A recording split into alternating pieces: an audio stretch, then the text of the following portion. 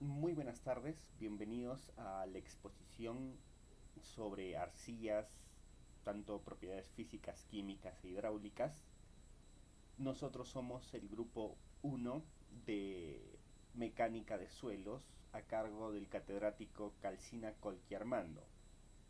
Somos de la sección A2 del quinto ciclo. Mi nombre es Palacios Morales Luis Enrique y seré su primer expositor. Comenzamos. Las arcillas.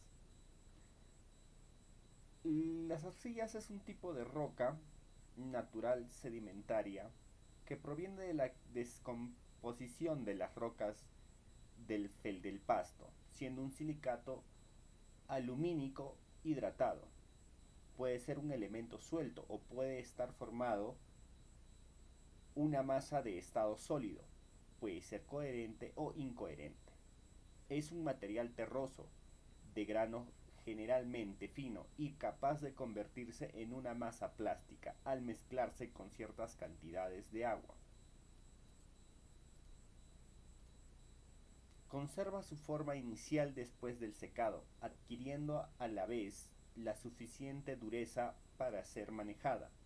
La arcilla no se transforma en cerámica hasta que todo el agua que contiene de manera natural y química se elimina por el calor. Cuando esto sucede, al cocerse en el horno, el producto que resulta posee una dureza y un estado inalterable y a veces incluso mayor que el de algunas clases de piedra. Uno de los objetivos que nos hemos propuesto para esta investigación es comprender el comportamiento de las arcillas, cómo se manejan tanto en sus diferentes maneras de uso y como algunos objetivos específicos, conocer las propiedades físicas y químicas de las arcillas, conocer la clasificación de las arcillas y conocer el uso de las arcillas. Pero para conocer todo eso necesitamos un conocimiento previo. Y en esta ocasión vamos a comenzar por lo que es la ingeniería geotécnica, que la ingeniería geotécnica es la rama de la ingeniería civil e ingeniería geológica que se encarga del estudio de las propiedades mecánicas, hidráulicas e ingenieriles de los materiales provenientes de la Tierra. Los ingenieros geotécnicos investigan el suelo y las rocas por debajo de la superficie para determinar sus propiedades y diseñar las cimentaciones para estructuras tales como edificios, puentes, centrales hidroeléctricas, taludes, construir túneles, carreteras, etc. Bueno, le doy pase a mi compañero Osores para que pueda seguir explicando sobre el marco teórico. Ingeniero, buenas tardes, les saludo a Romero que Frey de la Facultad de Ingeniería Civil. A mí y a mis compañeros nos tocó exponer lo que son las propiedades físicas y químicas de la arcilla. Para poder conocer estas propiedades primero tenemos que estudiar lo que es el suelo. ¿Qué es el suelo? Tenemos que saber qué es la mecánica del suelo. La mecánica del suelo es la rama de la ingeniería que se encarga del estudio de las propiedades físicas, del uso y de la composición del suelo. El suelo, ¿qué es el suelo? El suelo es un aglomerado que está compuesto por sedimentos, por materiales orgánicos, rocas, en donde es la base de cualquier tipo de construcción para nosotros. El origen de los suelos. Como se sabe, los suelos son procedentes de la desintegración mecánica, de la descomposición química, siendo el agua el principal agente de la intemperización mediante los mecanismos del ataque total, como la oxidación. Tipos de suelos. Tenemos dos: suelos residuales, suelos transportados. Los suelos residuales son aquellos que permanecen en el sitio donde fueron formados, producto del intemperismo y de las rocas. Los suelos transportados son aquellos formados producto de la alteración de las rocas removidas y depositadas en otro sitio diferente al de su origen. En suxo. Suxo consiste en realizar el proceso de tamizado y determinar el coeficiente de uniformidad, curvatura, además del límite de plástico e índice de plasticidad. En lo que es el ashto hay un cuadro en donde, de acuerdo a ese cuadro, de la normativa de ese cuadro, tienes las medidas, tienes el porcentaje de placa, las características, la fracción, el número 40, El límite, los tipos usuales, es de acuerdo a ese cuadro por el cual tienes que elaborar tu tabla. Gracias por el pase. Las arcillas, al igual que en el suelo, las arcillas tienen varios conceptos. En el campo de la mineralogía, engloban a un grupo de minerales contenidos en la arcilla, fisiosilicatos en su mayor parte, cuyas propiedades físico-químicas dependen de su estructura y del tamaño del grano, que debe ser inferior a 2 unidades milimétricas. En el campo de la petrología, las arcillas es una roca sedimentaria en la mayor parte de casos, da origen detrimétrico con características bien definidas. Para un sedimentólogo, la arcilla es un término granulométrico que abarca sedimentos con un tamaño de grano inferior a 2 unidades milimétricas. Para un ceramista, una arcilla es un material natural que cuando se mezcla con el agua en cantidades adecuadas se convierte en una pasta moldeable y plástica. Desde la perspectiva económica, las arcillas son un grupo de minerales industriales con diferentes características mineralógicas y genéticas y con distintas propiedades tecnológicas y aplicables. La historia de las arcillas. Desde nuestros antepasados sabemos que la arcilla era utilizada para medios curativos, para infinidad de enfermedades, entre las que se encuentran estados febriles, dolores estomacales, inflamaciones y otros más. Antiguas generaciones entendían que las enfermedades características del medio en el que habitaban pedían curarse con lo que la misma naturaleza les brindaba en ese medio. La humanidad describió las útiles propiedades de la arcilla en tiempos prehistóricos y los recipientes más antiguos los recipientes más antiguos que se descubrieron son las vasijas elaboradas de arcilla. También se utilizó desde la prehistoria para construir edificaciones de tapia, adobe y posteriormente de ladrillo. Elementos de construcción cuyo uso aún perduran. La arcilla también fue utilizada en la antigüedad como soporte de la escritura.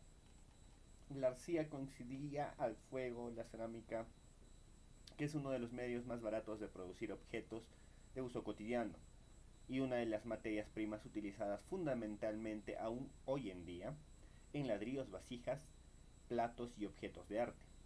Las arcillas también se utilizan en muchos procesos industriales, tales como la producción de cemento, elaboración de papel y obtención de sustancias de filtrado.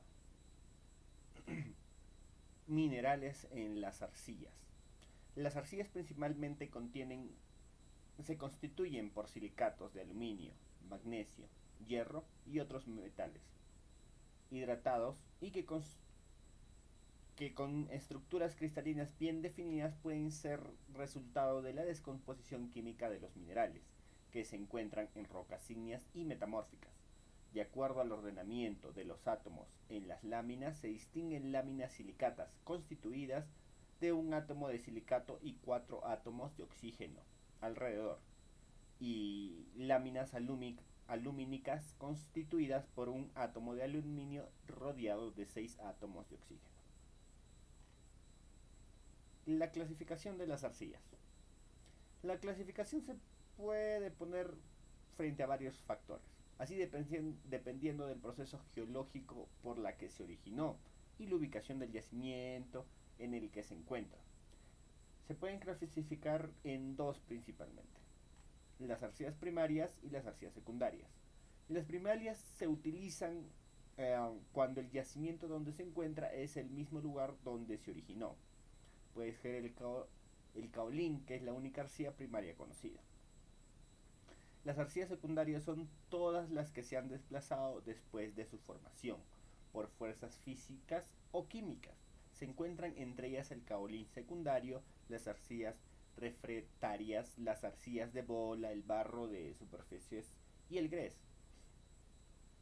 Cada una de las propiedades de las arcillas puede dar lugar a una clasificación distinta, y así se puede clasificar según su color, su temperatura de cocción, sus propiedades plásticas, su porosidad, su composición química, etc.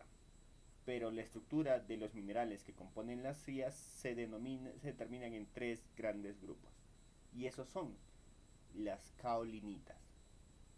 El grupo de las caolinitas está derivada del interpedismo del feldespato ortoclasa, que es el potasio, ingrediente esencial del granito. Están formadas por una serie de retículos de dos láminas, una lámina silicata y una lámina alumínica, fuertemente enlazadas. El espesor del retículo de dos láminas es de 0.7 nanómetros. Se sigue suponiendo retículos de dos láminas, formándose en partículas de unas 100 láminas. Son relativamente estables en presencia del agua. Luego tenemos las montmorilonitas. El grupo de las montmorilonitas suele ser el resultado de la degradación de las hilitas y también se forma por la parte de la descomposición química del feldspato plagioclasa, de sodio o de calcio, de depósitos de cenizas volcánicas, también formadas por una lámina lumínica entre dos silicatas. Son inestables en presencia del agua. Y por último, tenemos al tercer grupo, que son las hilitas. El grupo de las hilitas está derivado de la descomposición de las micas en condiciones marinas, también de la descomposición del feldspato ortoclasa, que era el potasio. Están estructuradas de manera análoga. Las propiedades físicas de las arcillas. Es indudable la idea en la que al construir estructuras sobre la superficie terrestre, ésta soportará el peso, produciéndose tensiones, a las cuales responde dependiendo de las 6 propiedades físicas, tales como la fricción interna, la cohesión, la comprensibilidad, la plasticidad, la consistencia y el color. Ahora vamos a ver un poquito más a profundidad cada una de estas. La fricción interna de un suelo está definida por el ángulo cuya tangente es la relación entre la fuerza que resiste el desplazamiento a lo largo de un plano y la fuerza normal aplicada a dichos planos. Los valores de este ángulo, llamados ángulos de fricción interna, dependen de la composición mineralógica y varían prácticamente desde 0 grados para la arcilla plástica, cuya consistencia es aproximada a su límite líquido, hasta 45 grados o más para gravas y arenas arenas secas compactadas, ¿no? Y las partículas angulares. La cohesión se entiende como la atracción entre partículas originadas por las fuerzas moleculares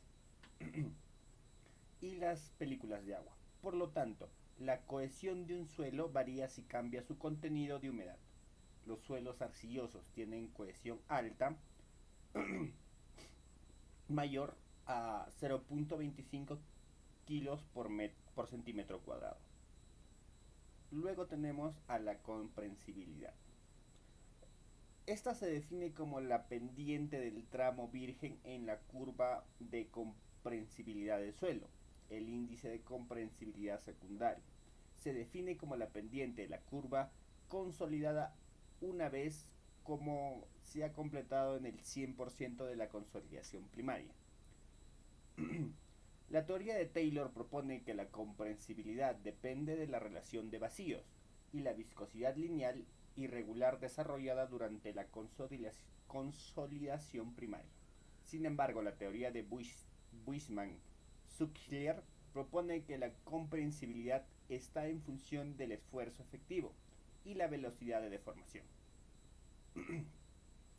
Ahora, la plasticidad se puede definir como la propiedad de un material por el cual es capaz de soportar deformaciones rápidas, sin rebote elástico, sin variación volumétrica apreciable y sin desmoronarse ni agrietarse.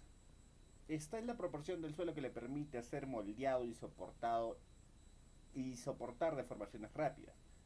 Esta propiedad se debe a que el agua forma una envoltura alrededor de las partículas laminares, produciendo un efecto lubricante que facilita el deslizamiento de las partículas sobre otros cuando se ejerce un esfuerzo sobre ellas.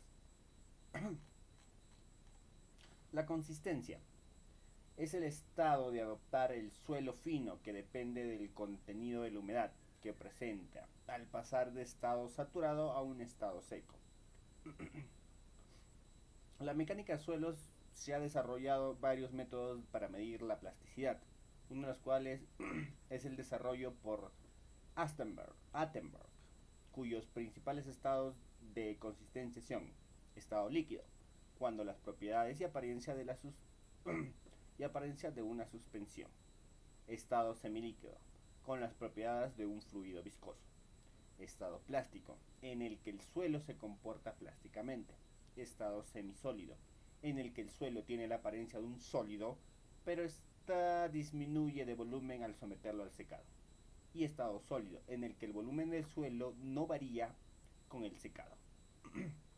También nos da lo que son los límites de consistencia: el límite líquido, el límite plástico y el límite de contracción. También existe un índice de plasticidad. Ahora, vamos con lo que es el color. El color de los suelos es debido a la presencia de óxidos metálicos como el hierro, magnesio, óxidos de hierro hidratados, la presencia de cuarzo, yeso, el propio caolín, materias orgánicas. Pero la medición estándar del color se realiza en la tabla de colores de Munsell, en la que se mide el tono, intensidad o brillantez y el valor de luminosidad.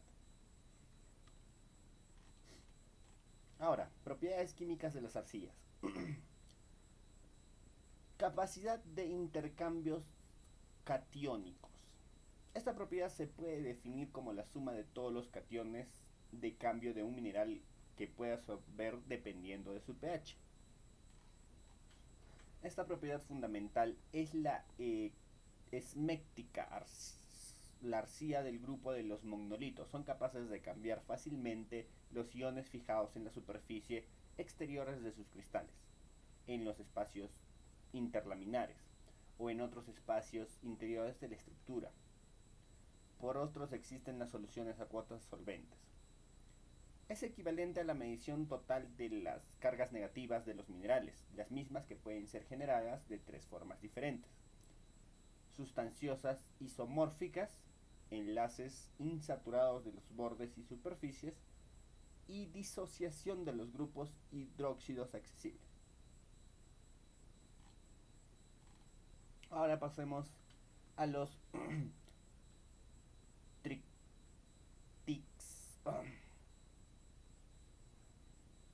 Estos dos últimos tienen origen y varían en función del pH y de la actividad iónica.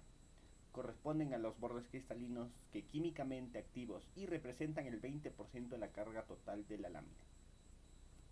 Ahora pasemos a la tixotropia.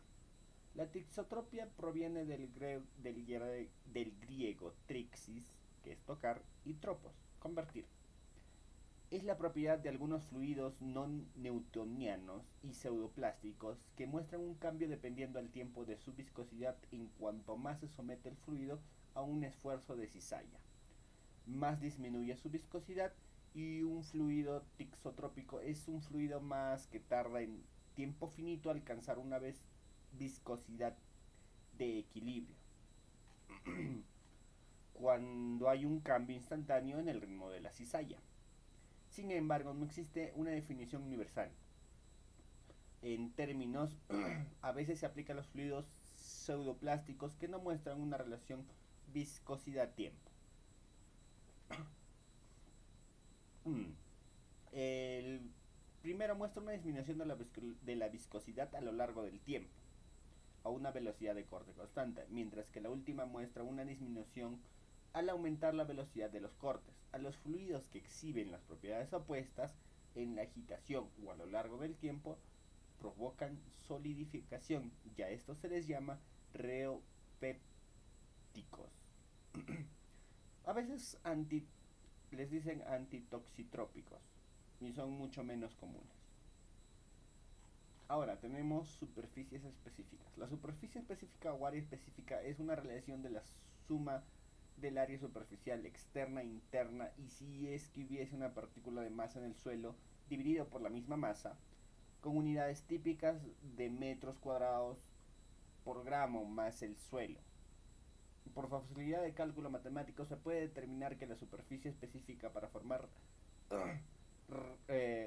regulares tales como cubos o esferas se comienza a calcular por el área y por el volumen.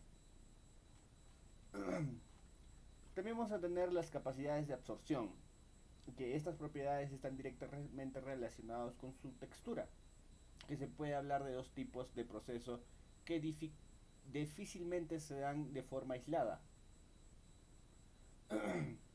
como es la absorción.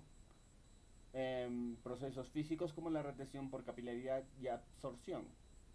Ahora, la capacidad de absorción se expresa por porcentaje de absorbatos con respecto a la masa y depende para una misma arcilla de la sustancia del que se trate. La absorción del agua de las arcillas absorbente es de mayor del 100% con respecto a su peso. Ahora, también tenemos hidratación e hinchamiento. La hidratación y deshidratación del espacio interlaminar con propiedades características de la esmalactita, aunque hidratadas y deshidratadas, ocurren con la independencia de que el tipo de catión de cambio presente va a presentar un grado de hidratación si está ligado a la naturaleza del catión interlaminar y la carga de la lámina. La absorción del agua en el espacio determinado tiene una consecuencia de separación de láminas, dando lugar al hinchamiento. ¿Esto qué quiere decir? Que las moléculas comienzan a separarse y a juntarse con otras para que puedan dar un lugar al hinchamiento. O sea, comienza un proceso que depende del balance de atracción electroestática catión laminar y la energía de la hidratación del catión. La fuerza que predomina en esta mezcla son las de repulsión electrostática entre las láminas, lo que constituye a que los procesos de hinchamiento puedan llegar a dislocionar completamente una lámina. Ahora, si fuera el caso contrario, que se tiene al calcio o al magnesio como catión, de cambio cambia su capacidad de hinchamiento, que ésta se verá mucho más reducida si se utiliza estos dos materiales. Ahora, estado coloidal. Se dice que una sustancia se encuentra en estado coloidal cuando la actividad superficial de sus granos influye sobre la propiedad de agregados. Las partículas en suspensión de las arcillas se encuentran cargadas negativamente, por lo que se repelen entre ellas. Sin embargo, si se someten una acción a un electrolito, las cargas negativas se neutralizan, y lo que se produce es una agrupación de partículas formando lo que se denomina una estructura floculenta, dependiendo de la sustancia adicional. La estructura floculenta puede dar origen a dos tipos de coloides: los hidrofílitos, que absorben agua, se hinchan y se coagulan en un gel, o los hidrofobos, que no absorben agua y coagulan en forma de copos. Las arcillas coloidales sitúan esta como un producto intermedio entre los dos tipos. La concentración de iones de hidrógeno tienen un papel importante en la floculación. Al tener la suspensión en carácter electronegativo, los ácidos que salen provocan una floculación por tener el pH bajo, y ante la presencia de sustancias alcalinas con un pH elevado se produce una estabilización de la suspensión. Muy bien, ahora vamos a hablar sobre las propiedades hidráulicas de las arcillas.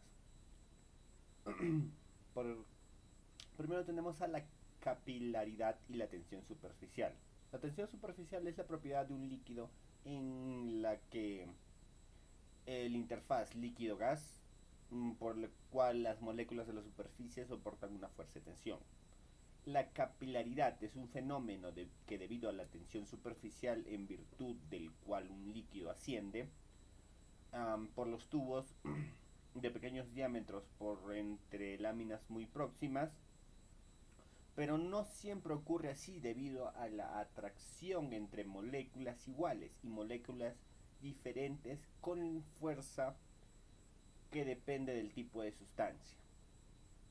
Ahora tenemos la capilaridad y contracción en suelos arcillosos.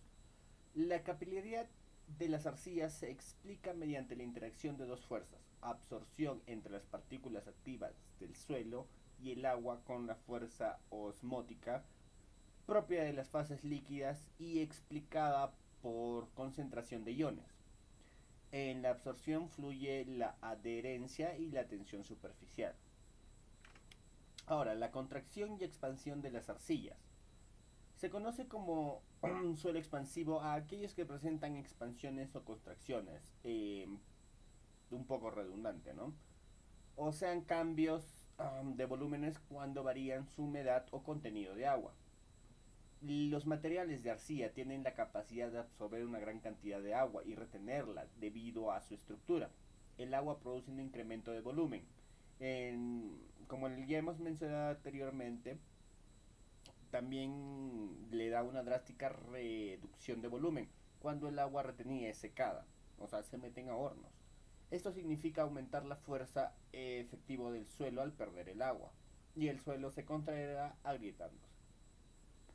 Ahora tenemos la permeabilidad.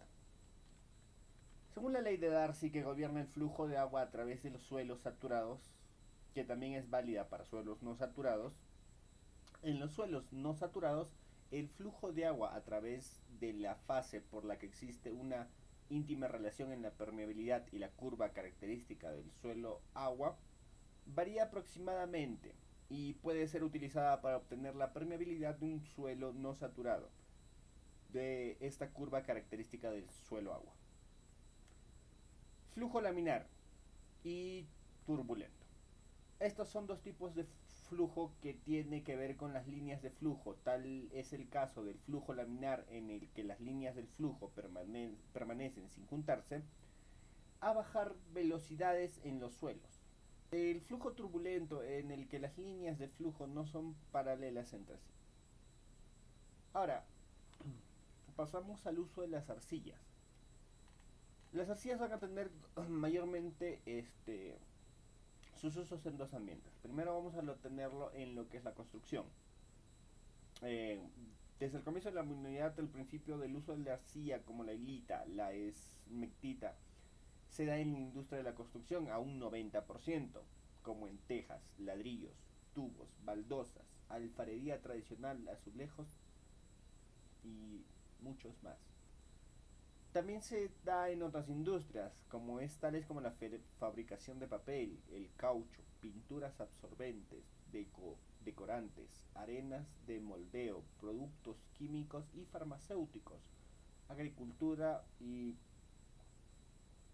una infinidad, completando así el 10% total de las arcillas. Sin embargo, constituye un 70% del valor comercial internacional de las arcillas. Ahora doy pase a mi compañera Jaro Anglas para poder concluir esta presentación. Bien, para concluir la exposición, yo voy a hacer problemas de la ingeniería con la arcilla.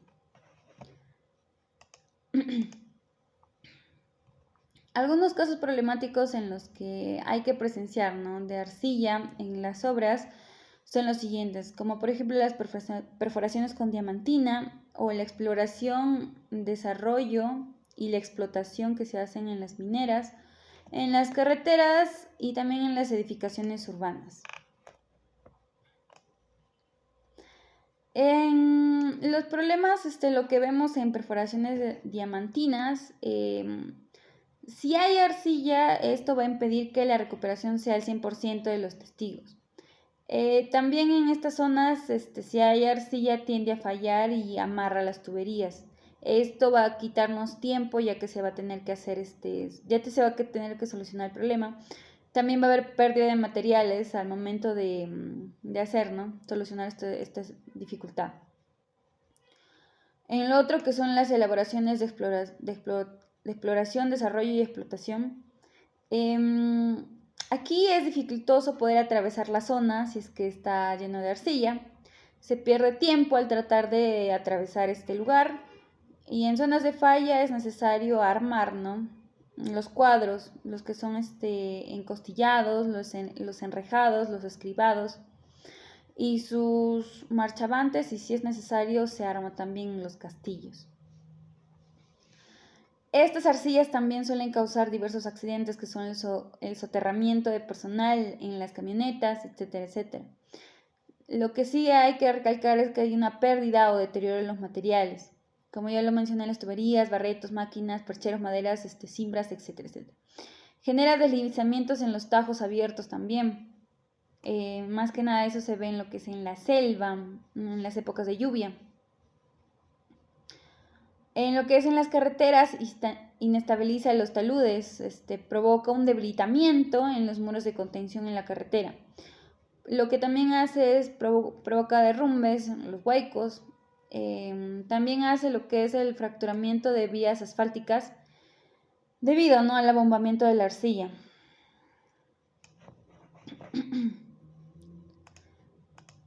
Y bueno, pues la conclusión es que hemos llegado nosotros es que se concluye que en cuanto a lo que es la arcilla se tiene múltiples propiedades, ¿no?, que son puntos críticos en la obra. Sin embargo, debido a las propiedades que se presenta, también beneficia al hombre en lo que es en la economía y el desarrollo sostenible. En cuanto a las propiedades, la arcilla se determina que son partículas muy finas. También es el resultado de la intemperación de las rocas ígneas con las metamórficas. Son ricas en silicato de aluminio, hierro y magnesio. Para estabilizar la arcilla le deberíamos echar cal. Eso es todo, muchas gracias.